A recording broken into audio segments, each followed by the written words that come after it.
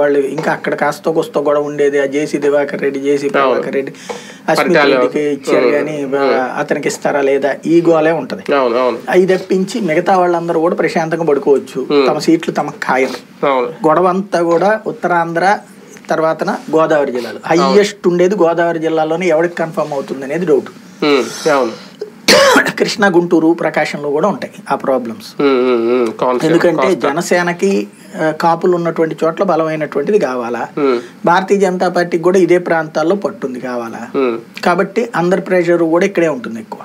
బీజేపీతో కలవడం అనేది జన సైనికులకి లేదంటే కాపు సామాజిక వర్గం స్వాగతించదగ్గ పరిణామమేనా? మొన్నటి వరకు అక్కడి నుంచే వ్యతిరేకత వస్తుంది, కాపు సామాజిక వర్గం దూరం అవుతుందేమో సీట్ల సంఖ్య తగ్గితే అనేది జోగయ్య గారు రాసిన లేఖ అయినా.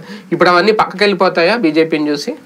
బేసిక్గా నేను ఆ రోజునే చెప్పాను కదా, పవన్ కళ్యాణ్ నిర్ణయం తీసుకున్న తర్వాత అది ఆటోమేటిక్గా అమలు అవుతుంది. దాంట్లో ఎవరి కోసం ఆగేదేం లేదు. లేకపోతే హరిరామ్ జోగయ్య ఏం సీట్లు తేగలిగినోడు ఏం కాదు.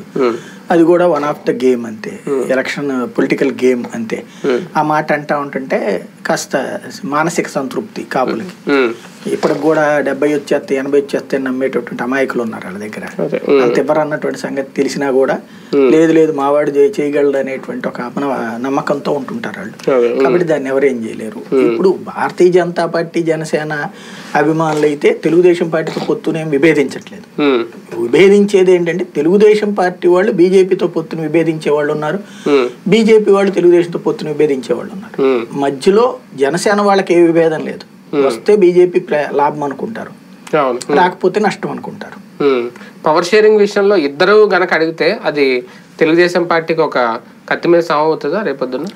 అమిత్ షా నోట కనుక పవర్ షేరింగ్ మస్ట్ అంటే మాత్రం తెలుగుదేశం పార్టీ